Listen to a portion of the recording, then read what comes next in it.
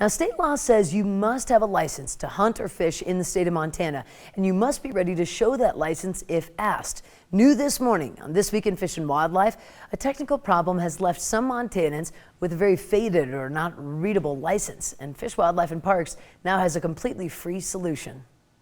This Week in Fish and Wildlife, sponsored by your local Montana Toyota dealers. Thursday morning time once again for This Week in Fish and Wildlife. We're on the road this morning with Morgan Jacobson from Region 3. We're at the Cameron Bridge Fishing Access. The reason we're here may not be that obvious at this point, but what we're talking about this morning is those hunting licenses.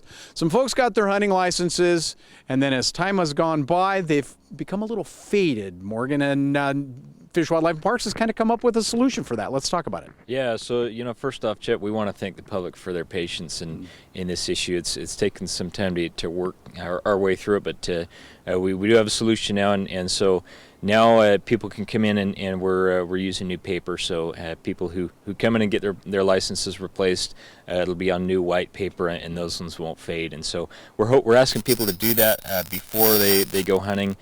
Check their licenses now and to bring them in and get those replaced. Previously people could they can still replace them at Fish, Wildlife, and Parks headquarters for free. Previously they had to pay a $5 fee to get them replaced at other licensed vendors. Now until October 24th they can do that for free as well. So they can go to any place where they could traditionally buy a hunting or fishing license and get that replaced for free until October 24th. If they still have the receipt for when they paid that fee previously, they can mail that into Fish, Wildlife, and Parks and get that reimbursed. But it's one of those things you have to be proactive about. You gotta, your fishing license is one of those things you stick in your wallet, you forget about it until you buy a new one. So we're just asking people to get that done before they head out in the fall in the field this season. You are going to have a license that's readable. I think that's the part that maybe people, it's a license, I bought it. We all know that. It's got to be readable. That's right. Yeah. So with your conservation license and your fishing license, that's something you can take a picture of and keep a digital copy. But if you have a carcass tag for a deer and elk, that's something that does have to be readable. You have to be able to punch out the date on that tag and that unit and that the license has to be readable. So one of those things you gotta come in and get that replaced. And so again, so people can get that replaced at Fish, Wildlife, and Parks headquarters for free indefinitely, or until October 24th they can get that replaced for free at any other place where they'd buy a hunting or fishing license. Don't have to make an appointment, just wander in. Yeah, just come on in.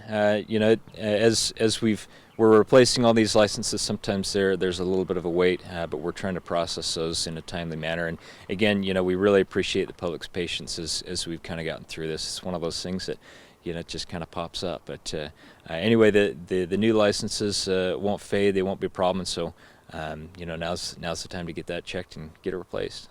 Perfect advice from Morgan Jacobson. We are at the Cameron Bridge Fishing Access, and now the reason we're here is because it's going to be one of the nice last days we're going to see for a little while. So we decided to come outside. Again, check those licenses, make sure they're not faded, and if they are, a free opportunity to get them replaced. Morgan, thank you very much. And that's This Week in Fish and Wildlife. This Week in Fish and Wildlife was brought to you by Toyota. Let's go places.